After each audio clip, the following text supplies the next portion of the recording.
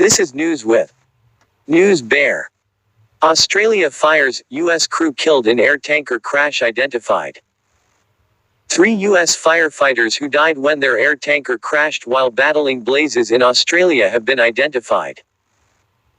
Captain Ian McBeth, 45, First Officer Paul Clyde Hudson, 43, and Flight Engineer Rick A DeMorgan Jr, 44, were killed in New South Wales on Thursday. The cause of the C-130 Hercules crash is not yet known.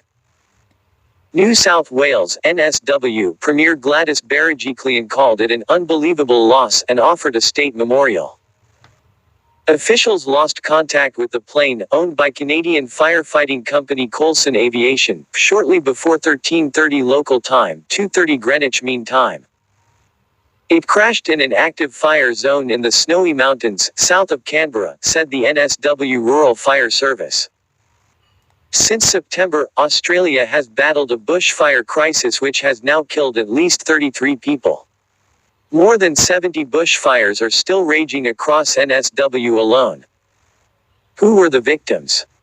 Mr. Fitzsimmons said the experienced and well-known crew had been contracted to Australia to help fight the unprecedented bushfires this season. The sacrifices of Australia's unpaid firefighters. A visual guide to Australia's bushfire crisis. What's Australia doing to fight the bushfires? Mr. McBeth from Great Falls in Montana was a highly qualified and respected C-130 pilot with many years of fighting fire in the military and privately, Coulson Aviation said.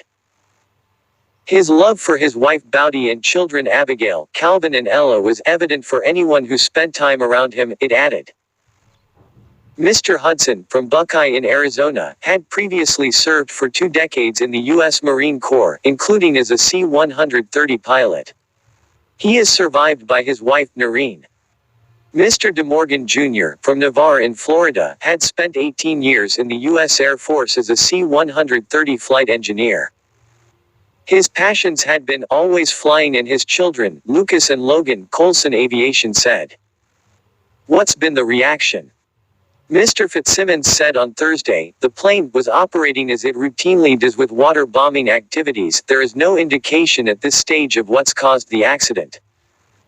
The state government ordered flags to be flown at half-mast on Friday, in tribute to the 3 men.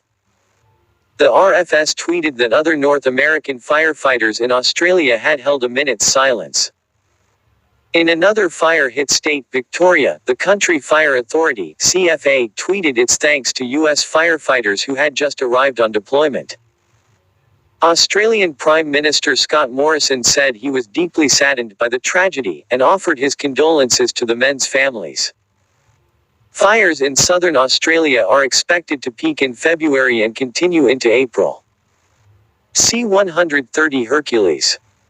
Owned by Canadian aerial firefighting company Coulson Aviation, which operates in Australia.